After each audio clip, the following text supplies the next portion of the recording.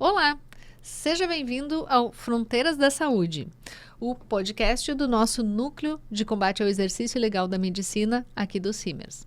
Meu nome é Mônica Berg, sou diretora no Sindicato Médico do Rio Grande do Sul.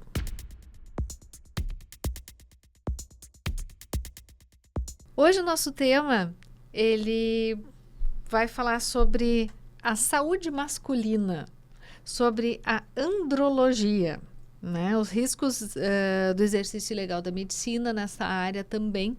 Isso é importante a gente pontuar. E uma coisa que a gente até já estava conversando um pouquinho antes, aqui a gente sempre tem uma conversinha antes de começar o programa, né? Estávamos conversando sobre as redes sociais, como a gente tem informação de péssima qualidade, né? Então é importante que a gente traga informações de boa qualidade, informações de segurança, para que a população saiba onde buscar e saiba onde se informar de forma com respaldo científico, né? De forma que ela consiga ter uma qualidade de informação. Para a nossa conversa de hoje, nós recebemos com todo prazer a médica urologista, doutora Mariane Branco. Seja muito bem-vinda, doutora. Obrigada, Mônica. A doutora Mariane, ela é formada, vou ler aqui o currículo dela, formada pela URGS, especialista em cirurgia geral e urologia pelo Hospital de Clínicas de Porto Alegre, titulada pela Sociedade Brasileira de Urologia, pela SBU. Realizou também um fellowship em andrologia no Hospital de Clínicas, aqui em Porto Alegre. Tem uma atuação voltada ao cuidado integral da saúde do homem e em todas as fases da sua vida. Essa que é a nossa excelente convidada de hoje. Podemos começar, então? Claro. Muito prazer recebê-la aqui, doutora. E vamos começar, então. Para começo de conversa, o que é andrologia? Por que ela é tão importante dentro da medicina? Bom, obrigada pelo convite, Mônica. Muito feliz de ter essa oportunidade de conversar sobre isso. A andrologia, ela é uma área da urologia onde se dedica ao estudo da saúde sexual, reprodutiva e hormonal masculina. Então, vai desde avaliações de infertilidade, de disfunção erétil e até alterações de hormônios como a testosterona. Ela não é só sobre sexualidade, é sobre longevidade, sobre qualidade de vida, porque os homens hoje, eles ainda não têm essa tendência a ter essa rotina de atendimento médico, né? Diferente da mulher, que desde que novinha costuma ir ao ginecologista, o homem, em geral, adia por muito tempo os seus sintomas e acaba procurando atendimento quando já está numa fase mais avançada, em que não passou os sintomas. E a ideia é justamente, né, ter essa conscientização de que o homem pode ser avaliado antes dos sintomas surgirem, para entender seu corpo, entender as suas fases de envelhecimento e o que esperar disso. Perfeito. Isso é interessante. Os homens realmente eles não têm o hábito, né? Questão cultural total, né? Exato. Quando a gente fala em saúde masculina, o que mais tem te chamado a atenção no consultório? O que são as principais queixas? Principalmente pacientes jovens que vêm com desinformação a respeito da saúde sexual e reprodutiva, muito influenciado pelas redes sociais. Então, pacientes jovens buscando reposição hormonal sem indicação, ansiedade de desempenho, né, uso de medicações e de tratamentos prévios à avaliação. Então, o mais importante, o mais arriscado é que o paciente ele já chega no consultório com, às vezes, um diagnóstico feito, com uma ideia de medicações e de exames que ele precisa fazer antes mesmo de ter sido avaliado por um médico, né? Então, isso é importante que ele tenha a informação de qualidade para ele poder chegar e buscar na forma correta. Diagnóstico da doutora internet. Exato. Que a gente, tempos atrás, falava do doutor Google, né? Atualmente, a gente fala do doutor ChatGPT, da doutora internet mesmo. Bom, a andrologia, ela é uma das áreas que é bastante impactada no exercício ilegal da medicina, até realmente por essa questão de redes sociais, né?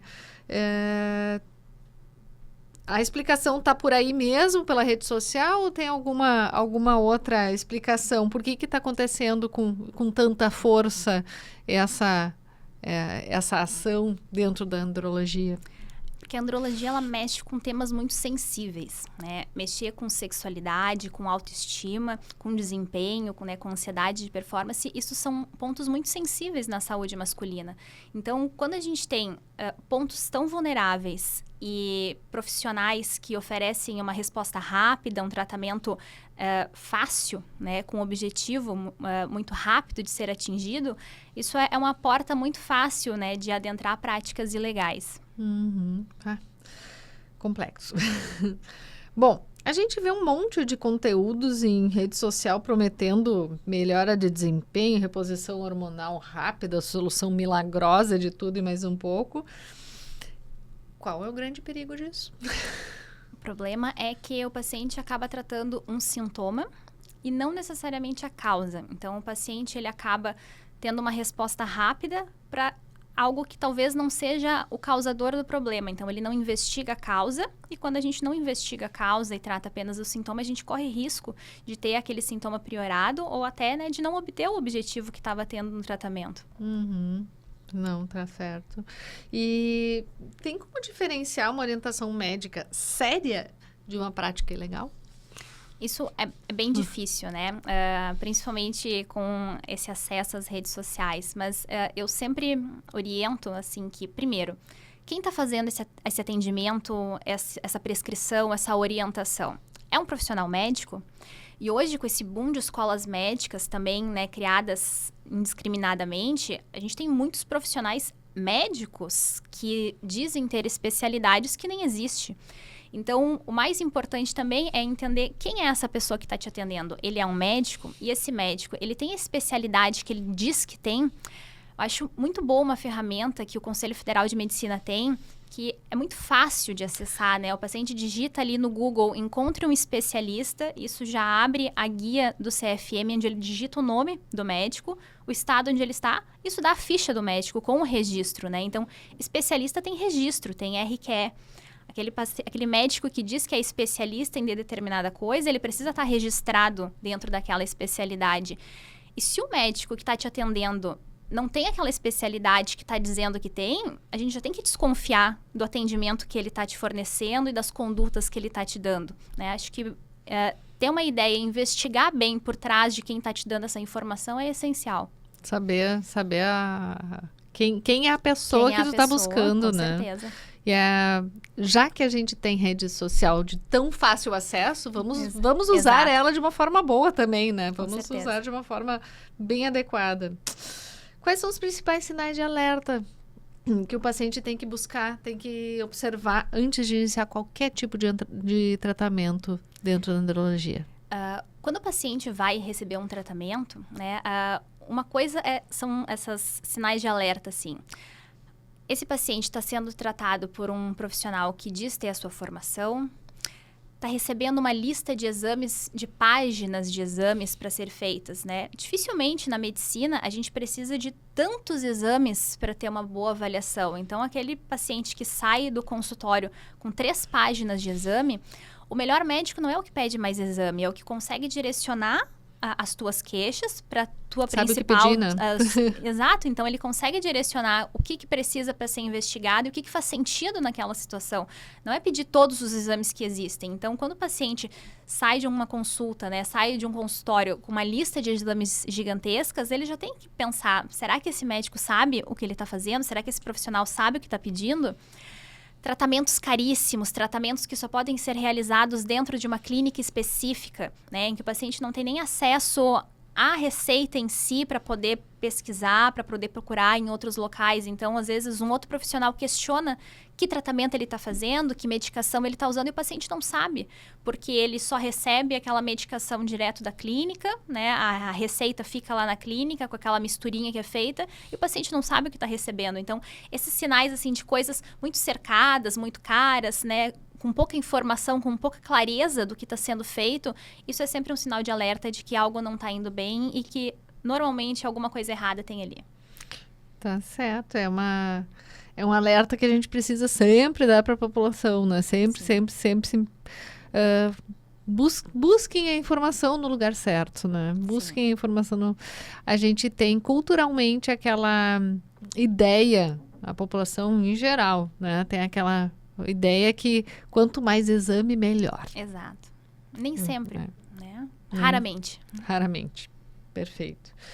Bom, vamos um pouquinho para o lado da testosterona. Testosterona é um nomezinho que se fala muito, se divulga muito. Quais os riscos de uma reposição que não tenha acompanhamento médico? Testosterona ela é um hormônio essencial, mas ela não é inofensivo, né? A gente tem situações clínicas muito específicas de indicação. Então, a gente não vai fazer...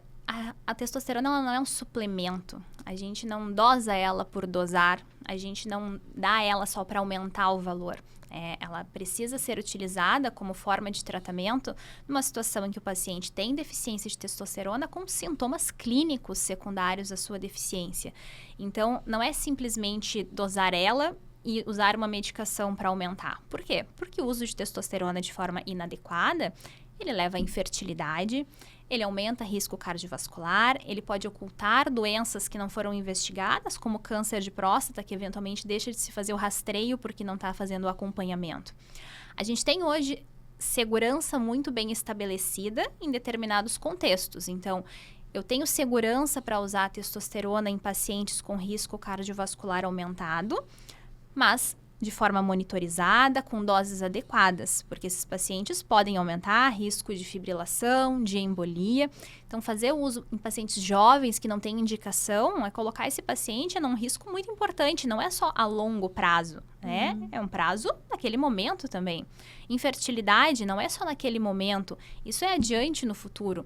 Os pacientes têm a ideia de que isso pode ser revertido, mas precisa ter uma avaliação prévia disso, né? Vai ser revertido, mas com que qualidade eu vou retomar a minha capacidade de reprodução, né? Que qualidade vai ter? Quanto tempo isso vai levar? A minha parceira tem esse tempo para esperar? Quanto vai custar essa recuperação, né? Às vezes precisa fazer estímulos de hormônios, de eixo hormonal. Às vezes vai precisar de uma fertilização in vitro porque recuperou, mas não a ponto de uma gestação espontânea. Isso é tudo pego de surpresa no paciente que usou a testosterona sem critério e não foi orientado, porque ninguém fala isso para ele. Dizem que se ele parar, ele reverte. E não é bem assim, né? Ele precisa ter essa informação. Às vezes o paciente ele já tinha alguma dificuldade de reprodução prévia e ele vai retomar para um cenário ainda pior. Então, tudo isso precisa ser muito orientado. O paciente precisa estar ciente dos riscos que ele está correndo e quando ele está sendo acompanhado por um médico que sabe disso e que sabe o que acompanhar, ele tem mais segurança no seu tratamento. Sim. E um tratamento inadequado, ele pode atrasar ou comprometer um diagnóstico, como tu estavas comentando sobre o câncer de próstata. Né? Isso acontece dentro da andrologia. Exato, né? A gente sabe que testosterona hoje não causa câncer de próstata. A gente tem essa segurança. O paciente que, inclusive, tratou um câncer de próstata com um tratamento curativo, se ele precisar, ele pode receber a testosterona. Mas esse paciente, ele precisa estar fazendo o seu rastreamento como todo homem vai fazer. Por quê? Porque a testosterona, no início do seu tratamento, ele pode aumentar o PSA de forma transitória. Então, eu preciso entender se esse aumento é só por causa da medicação ou se tem um câncer por trás que não está sendo diagnosticado. E, em geral, se o paciente não faz nem os exames de acompanhamento do tratamento da testosterona, ele também não faz o seu exame de rastreamento. Então, ele deixa de ter um diagnóstico precoce que vai fazer diferença no seu tratamento no futuro. Que pode ser um tratamento curativo, né? Não é um atestado de um diagnóstico final. Não, né? de forma alguma. Enfim, desfecho desfavorável.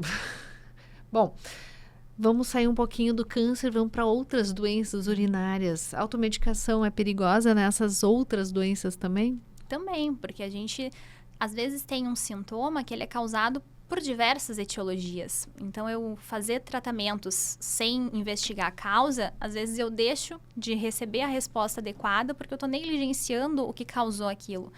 Se a gente não faz avaliação do que está causando, a gente não consegue ter um tratamento efetivo, o paciente vai ficar frustrado porque não melhorou ou porque melhorou inicialmente, depois não viu mais aquela melhora se perpetuar.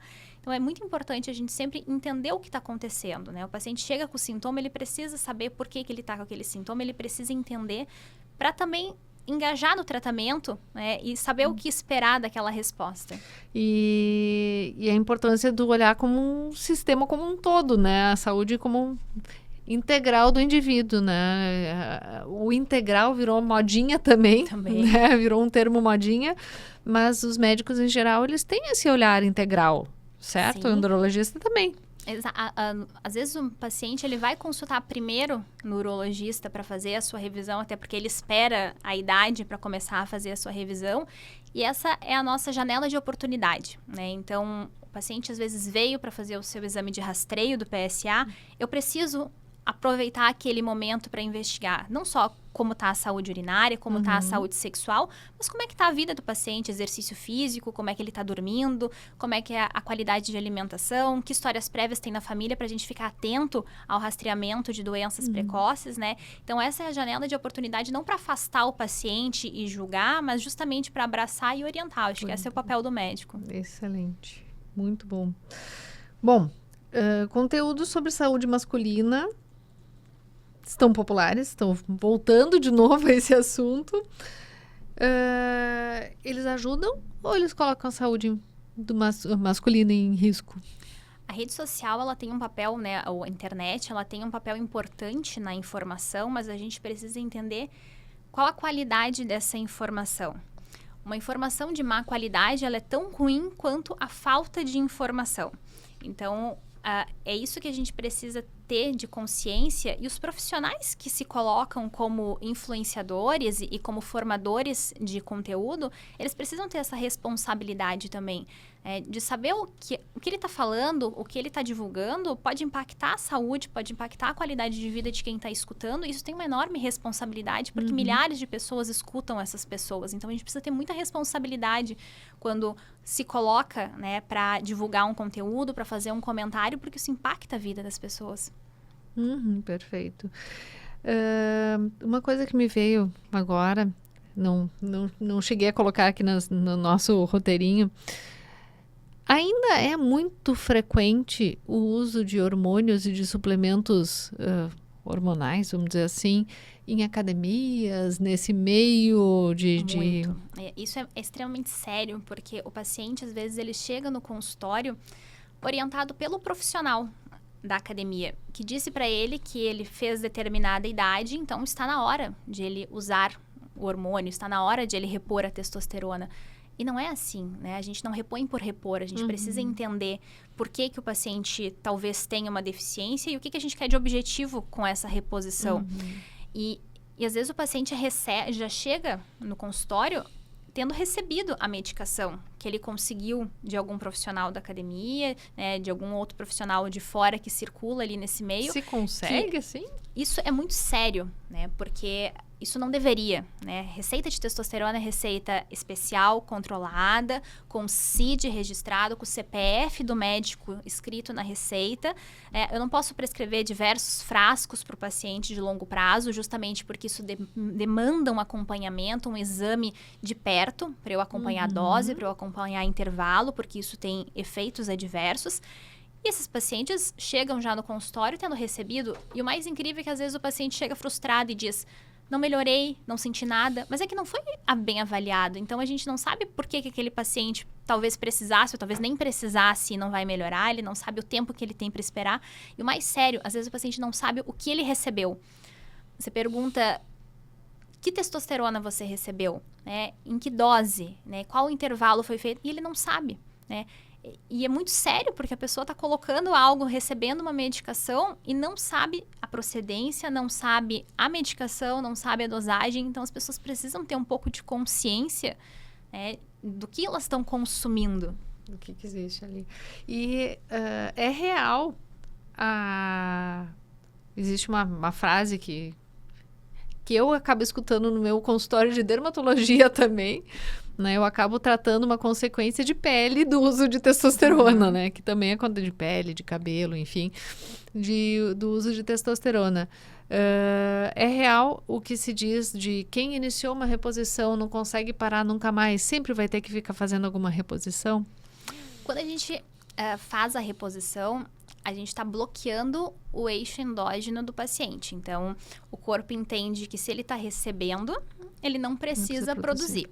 Então, durante aquele período, o eixo está bloqueado. É por isso que naquele período, normalmente, o paciente também não produz espermatozoides, porque o eixo está bloqueado. Depois, se o paciente seguir utilizando, a tendência é que o corpo siga bloqueado, aquele testículo que produzia testosterona e espermatozoides vá ficando cada vez mais atrofiado por falta de estímulo do próprio corpo, e ele precise seguir fazendo a reposição. Isso é uma coisa importante, porque eu sempre falo para o paciente, se a gente definiu que você precisa de reposição, é porque o teu corpo não está conseguindo te dar o que você precisa. Então, não faz sentido a gente fazer agora e pensar que isso não vai ser algo contínuo. Existem situações muito pontuais, transitórias, em que o paciente está com excesso de peso, está dormindo mal, e aí tem testosterona abaixo, e talvez ele faça essa reposição de forma transitória e mudando estilo de vida, dormindo melhor, comendo melhor, fazendo exercício. Se ele parar depois da reposição, vai demorar um tempo para o corpo entender que não está mais vindo aquele estímulo externo e que agora ele precisa retomar. Mas foi feito alguma coisa para ajudar ele nessa retomada, né? Então, a gente precisa entender por que eu estou fazendo, se é algo que o corpo realmente não consegue mais dar e isso vai ser permanente, ou se é algo transitório, mas que eu preciso fazer alguma coisa, né? Se eu simplesmente parar de dar testosterona, o paciente não vai voltar melhor do que ele estava. Não vai, tá certo, perfeito. Nossa conversa tá ótima, tá muito legal, mas a gente precisa se encaminhar para um finalzinho. Antes de finalizar, eu quero apresentar um quadro que a gente tem aqui dentro do Fronteiras, que é o nosso clubinho do livro, né? Nós temos uma espécie de um clube de leitura em que a gente faz uma troca de informação não só científica, né? Não só informação em relação ao tema apresentado, mas em relação à literatura mesmo, né? Fontes, já que falamos de fontes boas de informação, vamos falar também de outras fontes de informação que é a parte de literatura. Queria te perguntar se tu tens algum livro que tu possas indicar para quem está nos ouvindo, nos assistindo, que foi marcante na tua vida, que foi importante não só para a tua formação acadêmica, né, mas para a tua formação enquanto Mariane. Perfeito, sim. Eu gosto muito do livro chamado Eu Sou Malala. É uma autobiografia da Malala, uma paquistanesa jovem que foi baleada num atentado por defender o direito das meninas estudarem. E eu acho que isso tem muito a ver com o que a gente falou aqui sobre o quanto que a educação e a informação de qualidade ela transforma e o quanto a falta de informação e de educação nos coloca vulneráveis a práticas perigosas. E como mulher urologista atuando na andrologia, né, uma área majoritariamente masculina, isso também me toca muito porque mostra que ocupar espaços e levar informação de qualidade também faz parte da nossa responsabilidade. Então, eu gosto muito desse livro. Acho que os leitores, os ouvintes vão gostar bastante também. Os ouvintes e leitores, né? E como forma de agradecimento à participação aqui no nosso momento de troca de informação, queremos trocar uma informação, uma lembrancinha. Esse livro ele foi indicado por outro convidado, né? E assim a gente vai fechando o nosso circuito de leituras aqui. Muito obrigada. Doutora Mariane, te agradeço muito por essa participação, por trazer tanta informação relevante, importante, de qualidade mesmo. Fica muito claro que a saúde masculina ela precisa de um cuidado bem sério, né? Precisa de um cuidado muito sério, diagnóstico adequado, acompanhamento e em todas as etapas da vida, né? Isso é bem, bem importante. Se você que nos acompanha ficou com alguma dúvida, percebeu algum sinal de alerta, procura um médico de confiança, procura alguém que possa te ajudar nos teus questionamentos, nas tuas dúvidas. E lembrando sempre, né, a informação de qualidade, ela é fundamental para proteger a nossa saúde. É uma questão de segurança em saúde. Você pode nos acompanhar nos nossos canais aqui do Simers, temos outros episódios também e agradecemos por ter nos acompanhado até aqui.